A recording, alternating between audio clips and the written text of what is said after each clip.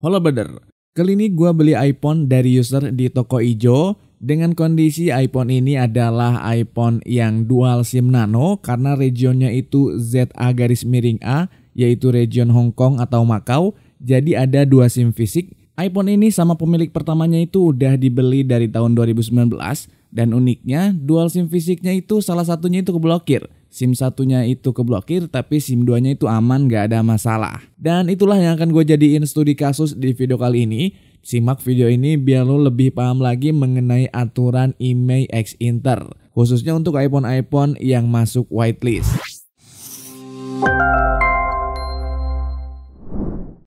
Oke, kayak yang tadi gue bilang di awal, iPhone ini adalah iPhone yang bisa dipasang dual nano SIM fisik. Gue coba kasih lihat ke lo. Ini SIM yang pertama dan di sebelah bawahnya atau di balik ini ada SIM yang kedua. Jadi bolak-balik pasangnya. Buat slot SIM satunya ini gue pasangin kartu Live On, sementara untuk SIM card yang kedua slot SIM-nya gue pasangin kartu Telkomsel Bayu. Untuk SIM 1 yang dipasangin kartu Live On itu no service, artinya SIM-nya kebaca tapi tidak ada jaringan. Sementara untuk SIM 2 dengan menggunakan Telkomsel Bayu itu sinyalnya muncul, aman dan normal-normal aja. Jaringan 4G-nya juga, coba gue aktifin di sini, juga terlihat dan muncul. Udah gue coba berfungsi dengan normal dan baik.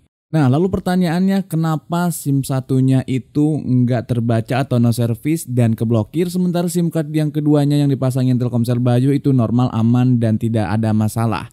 Gue yakin buat lo yang udah sering lihat playlist iPhone X Inter di channel ini pasti udah paham dan tahu jawabannya. Tapi buat lo yang baru pertama kali mampir ke channel gue dan mungkin udah beberapa kali tapi masih belum paham, oke, gue coba ulang pelan-pelan. Syarat untuk iPhone X Inter maupun unit handphone apapun X Inter yang tidak masuk resmi ke Indonesia wajib banget terdaftar di Bea Cukai IMEI-nya, atau pilihannya yang kedua adalah masuk whitelist.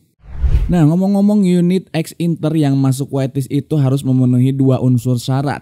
Yang pertama itu adalah semua ponsel, khususnya di sini adalah iPhone, yang dibeli sebelum 15 September tahun 2020.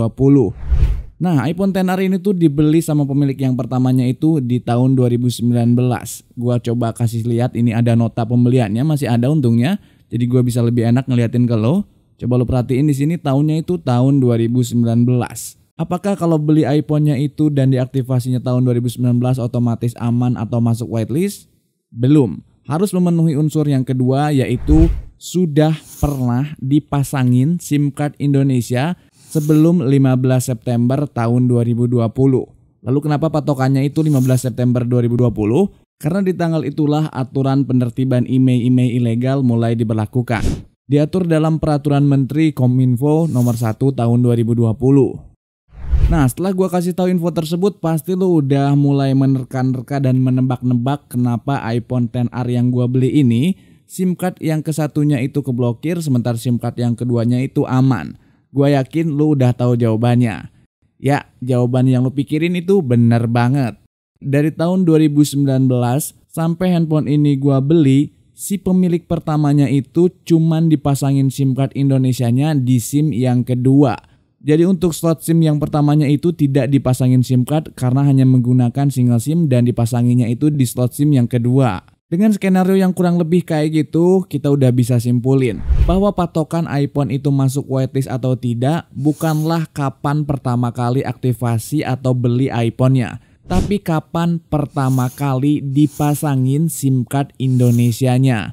Jadi walaupun lo beli handphone tahun 2017, 2018, 2019 atau 2020 awal, kalau belum pernah dipasangin SIM card Indonesia di dalam handphonenya itu, nggak mungkin bisa masuk whitelist dan tetap akan diblokir oleh Kominfo. Sebaliknya, kalau iPhone yang sudah pernah dipasangin SIM card Indonesia sebelum aturan IMEI, otomatis masuk whitelist. Kurang lebih kayak gitu. Jadi mudah-mudahan lu nggak salah-salah persepsi lagi. Karena banyak yang salah kaprah. Ada yang bilang patokannya adalah kapan iPhone itu diaktifasi, itu kurang tepat juga. Ada juga yang bilang kalau SIM cardnya SIM card yang lama itu tetap aman dan masuk whitelist, itu lebih nggak nyambung lagi. Karena patokannya adalah IMEI bukan SIM card. Sementara IMEI itu ada di handphone bukan di SIM cardnya. Itulah kurang lebih gambaran yang bisa gua kasih ke lo. Mudah-mudahan studi kasus yang sederhana ini bisa nambah lagi pengetahuan kita tentang aturan-aturan X Inter. Biar kita nggak salah-salah info, biar kita nggak dibodoh-bodohin sama oknum-oknum seller atau oknum-oknum tertentu, yang mudah-mudahan bisa lebih lagi paham serta bisa ngasih tahu teman-temannya yang memang mau punya niat untuk membeli iPhone X Inter. Tetap hati-hati dan waspada, juga teliti sebelum membeli. Jangan sampai ujungnya malah buang-buang duit karena tergoda dengan harga-harga yang murah, padahal dibalik semua itu punya resiko yang sangat besar dan merugikan banget. Kalau lu punya pendapat atau pertanyaan, komen aja di kolom komentar. Kalau ada hal-hal yang pengen share privacy lu sampein ke gua, lu tanyain ke gua dan malu kalau di kolom komentar, boleh DM aja ke IG gua atau ke TikTok gua. Jangan lupa juga follow IG dan TikTok gua, mudah-mudahan bisa terus ngasih manfaat ke lo. Thank you for watching, see you next video, bye bye.